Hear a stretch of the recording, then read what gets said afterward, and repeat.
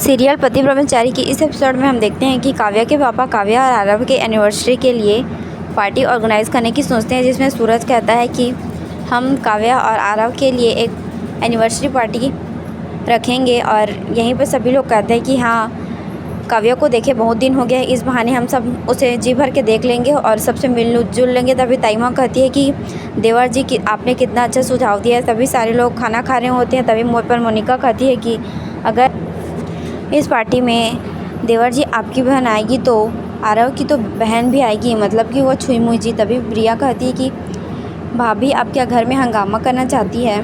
तभी पर सूरज जो है बोलता है कि मोनिका भाभी सही कर रही है, जिस तरह काव्या इस परिवार का हिस्सा है उसी प्रकार ईशा भी आरव की बहन है और उनके बिना तो ये अधूरा है आरव के लिए।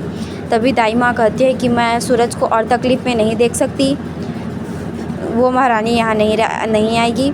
तभी पर वहाँ पर सूरज के पापा कहते हैं कि भाभी आरव के परिवार का हिस्सा है ईशा, वो अगर वो नहीं आएगी तो आरव यहाँ नहीं आऊँगा ऐसा बोल रहा है।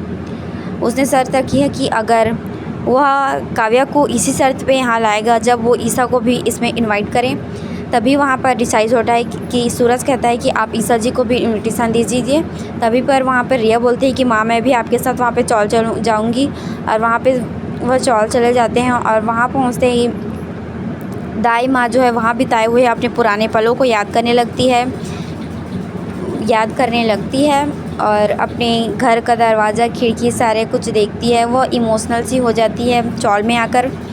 वह अपने घर में सभी सदस्यों के साथ बिताए हुए खुशी के पलों, नाच गाना, सभी कुछ को याद करके रोने लगती है। दाइमा की आंखों में आंसू होते हैं। तभी रिया वहाँ पर से जाती है और दरवाज़ा खटखटाती है। ईशा दरवाज़ा खोलती है और रिया को अंदर आने के लिए बोलती है, लेकिन रिया जो है उसे शगुन और इनविटेशन देकर चली जाती है। और यहीं पर जो है आकाश की माँ ताइमा को देख लेती है और उसका मजाक बनाने लगती है।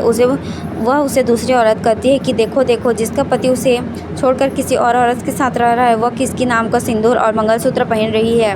और सारे लोगों को, मोहल्ले वालों को चिल्ला कर बुलाती है और उन्हें बेइज्जत करने के लिए, उनके मांग का सिंदूर मिटाने के लिए वह गंदे पाइप से आ रहे गंदे पानी को उनके ऊपर डालने का प्रयास करती है। और रिया यह सब देख रही होती है और जो आकाश की माँ है वह ताइमा को थप्पड़ मारने की भी कोशिश करती है। और जैसे ही वह पाइप उठा कर के ताइमा के ऊपर पानी फेंकने वाली होती है, रिया उसे देखती है और दौड़ते हुए जाके ताइमा के सामने खड़ी हो जाती है और सारा पानी रिया के ऊपर आने लगता है। तभी जो है ईशा वहाँ पर आती है और जो है पाइप को अपने पैर से दबा देती है। और जब पाइप से पानी नहीं आता तो आकाश की माँ उसे अपने मुंह के पास लेके जाती है और चेक करती है कि इससे पानी क्यों नहीं आता। तभी ईशा अपने पैर को हटा देती है और सारा पानी उसकी आकाश की माँ के ऊपर चला जाता है।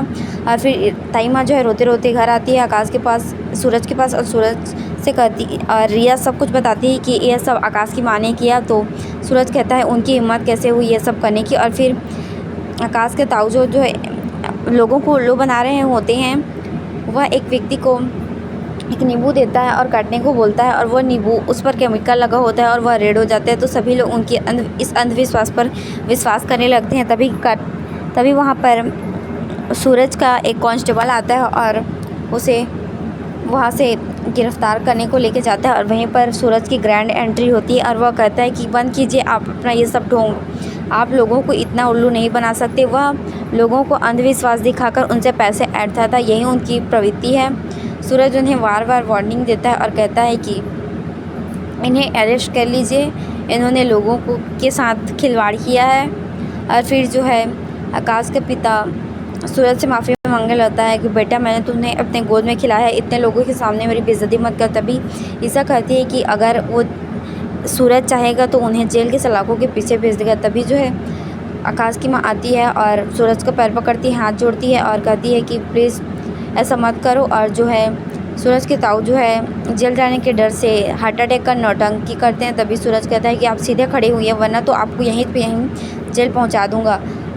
और मैं आपको लास्ट वार्निंग दे रहा हूँ, आप इसके बाद ऐसा मत करिएगा। और कल हम देखेंगे कि आरव जो है काव्या को उसके फैमिली वाले से मिलने नहीं दे रहा होता है और यहीं पर इस एपिसोड की एंडिंग होती है।